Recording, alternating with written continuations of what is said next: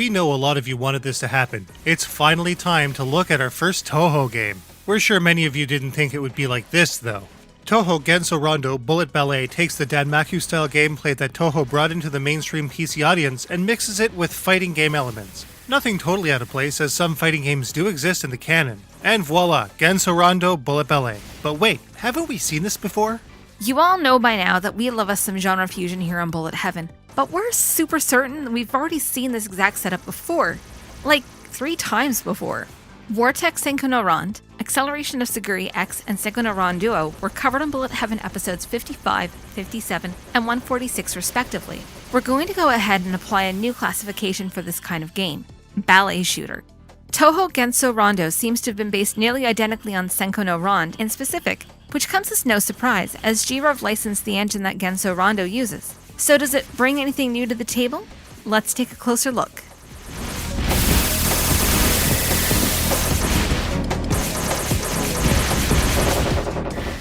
With several ballet shooters already in the subgenre, Touhou Genso Rondo falls right in with the typical mechanics we've seen with such titles in the past. Players square off one-on-one with another opponent in a circular arena, armed with a bevy of offensive, defensive, and wide-patterned abilities. The objective? Deplete the enemy character's life gauge, fighting game style. When a character's health drops to 0, it enters Extend state. One more hit and the round is over.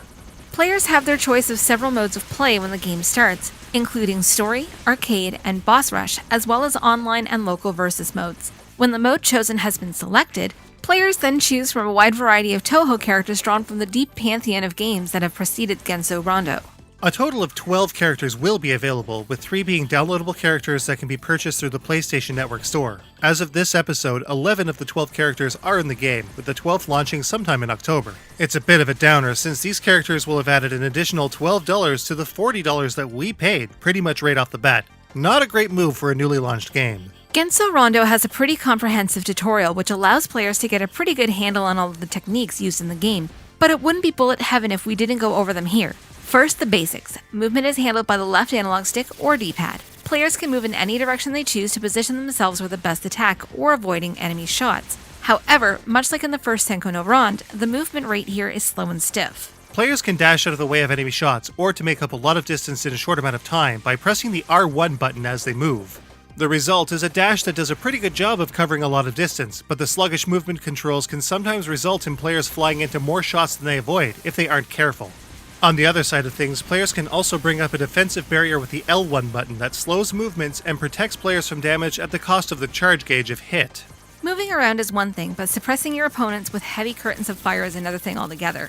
Touhou Genso Rondo has a 3-attack system that adapts to the conditions they are activated under. Main attacks are activated with the circle button, while the cross button enables a sub-attack that's better suited for suppressing enemy movement. Finally, the triangle button will unleash a large Danmaku-style attack which will flood the screen with a good amount of firepower, at the cost of some of the player's charge gauge. These 3 different attacks will change depending on whether the player is at rest or normal movement, dashing or defending, resulting in a total of 9 different attacks. Knowing what attacks to use when corralling opponents into a space to effectively reduce their life is hugely important to the game's progression, but other more defensive techniques are also critical.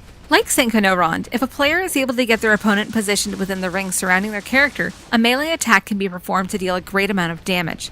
2 melee attacks can be performed depending on whether the main or sub-weapon is tapped. Knowing which to use to avoid counters is very helpful, especially since a counter will result in lost power enhancement. More on that shortly. There are also bomb techniques known as spells, which allow the player or opposition to enter a vertically oriented boss-style state. When a spell is engaged, the amount of charge the character has will determine the total amount of time it will last, indicated by a surrounding pink ring. Defeating the spell-casted character will end the state and is back to the main arena. If a character is in extend status, a much more powerful final spell can be performed. When a final spell-casted character is defeated, the round is over. Defending players can also use a bomb from the stock to perform a bullet-canceling bomb attack, which can also heavily damage the spell-casted character. Having a lot of charge to defend against huge bullet patterns is also very helpful. As such, the charge gauge is extremely important to making sure the best defensive and offensive techniques can be used at any time, and charging the gauge is done at its fastest when bullet grazing. While grazing alone will work, performing this technique will be most effective while using the shield. This has a huge amount of risk-reward, as players may find themselves hit rather than grazing, and that means they'll end up with less charge, not more. But if done correctly, a player can get a ton of charge in no time at all. It's important to maintain a good amount of charge at all times, since over-aggressive use will cause break status, in which players can't use charged attacks until one full bar is recovered. Thankfully, if the going gets rough, there are times when overwhelming force can help in recovering strength and charge. If a player or opponent character takes a lot of damage in a short amount of time, a sweeping pulse will cancel the bullets on screen and convert them to P or C icons. These icons will slightly enhance a player's offensive power or add a bar of charge depending on the icon picked up. P for power, C for charge. However, these icons only hang around for a very short amount of time before disappearing, and dashing is often the only way to reach them. Of course, this also opens up players to getting hit by enemy shots as well, so care should be taken.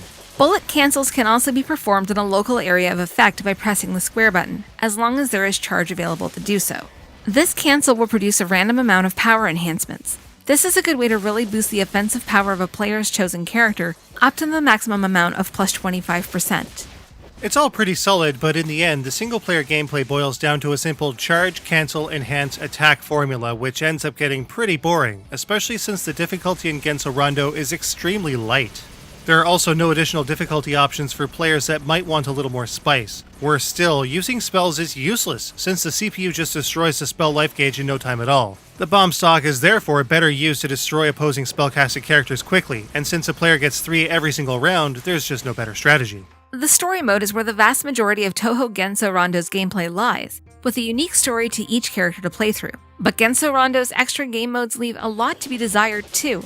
Arcade is basically a single round mode that has players complete as many rounds as possible, while boss mode is just a series of spell-casted characters that plays the same way.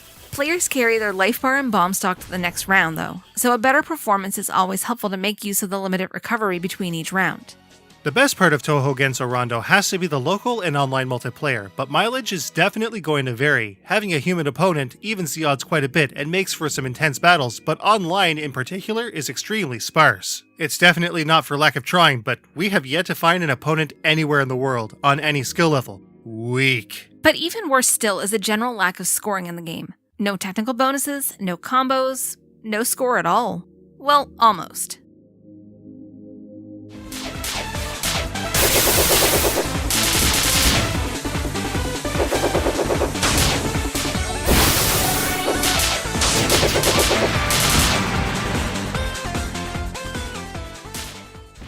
There is only a very, very rudimentary score to Touhou Genso Rondo. How many opponents you chew through in arcade and boss rush. That's it. There are player points that accumulate for ranked matches online, but again, there's no one out there to compare to. Blah. In the archives menu of Genso Rondo on the title screen, players can see the top 10 players on a very rudimentary leaderboard for either arcade or boss rush mode. As of this review, the best player on arcade has about 80 or so wins in a row. That's fairly impressive, all things considered, but we're just not interested enough to see how we really stack up.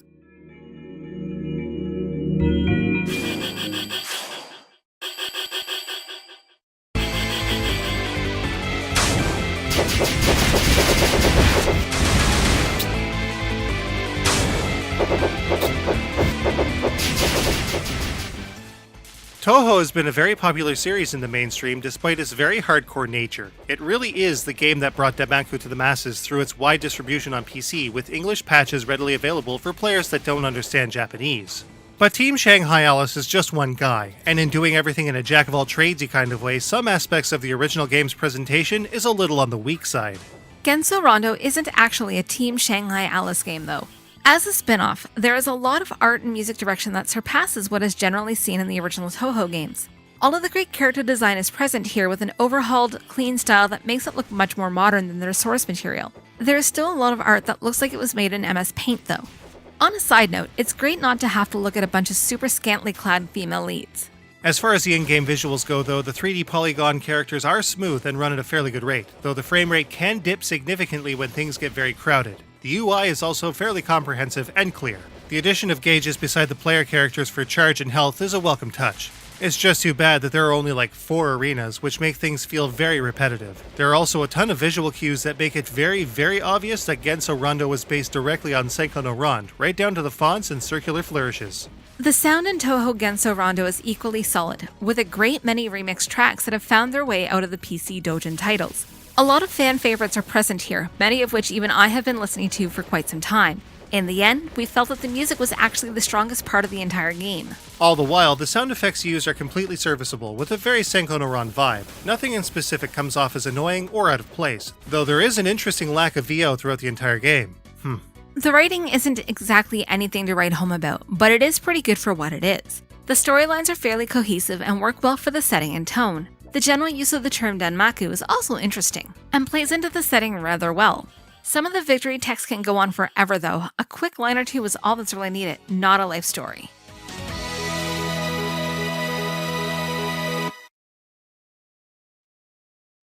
Oh my god! Rounding out the presentation is a good set of sometimes challenging PSN trophies that enhance the replay of the game. On the whole, very solid, if a bit too tame and uninteresting mechanically. But how does Touhou Genso Rondo Bullet Ballet stack up? Let's take a look.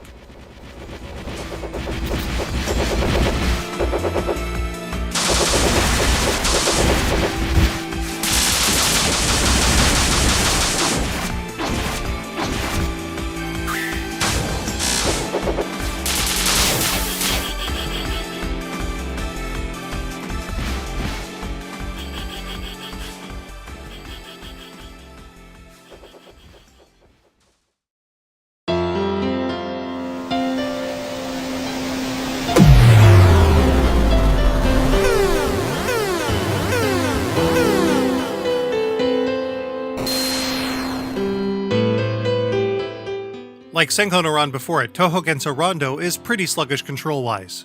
The different attacks and defensive techniques work fairly well though, even for novices. The challenge in Touhou Genso Rondo is pretty weak. A 1cc is super easy to achieve. Human players is where the real challenge lies. With limited gameplay modes and extremely sparse online play, Touhou Genso Rondo's length suffers. Story mode will only take you so far, but PSN trophies can enhance replayability. The in-game stuff looks nice and smooth, if a little low poly. The art direction is pretty good too, but some elements look like they came straight out of MS Paint. Easily the strongest part of the whole game, Touhou Genso Rondo's music shines at times, but is often subdued with slightly weak arrangements. Sound effects work well, but no VO definitely made for a missed opportunity. And in terms of ingenuity, Touhou Genso Rondo is a ballet shooter that is very obviously based directly from G.Rev's Senko no Ron, and it's instantly outclassed even by the first game of its kind 11 years ago. It still works as a solid game, especially as a versus title against human opponents, but it left us wanting way more than it offered. It's pretty clear that even though it's a pretty solid game, Touhou Genso Rondo Bullet Ballet is more for fans of the original games rather than a title looking to set the world on fire.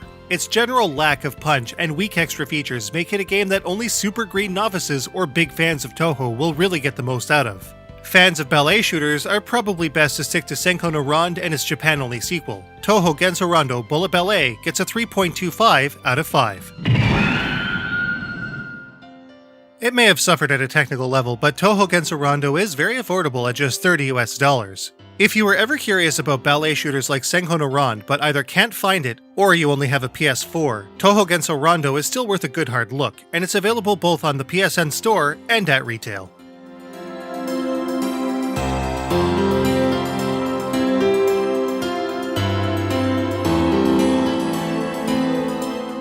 This episode of Bullet Heaven HD was made with a copy of the game purchased at retail. The opinions expressed are our own and are not paid for by the developer, publisher, or any retailers or resellers in any way.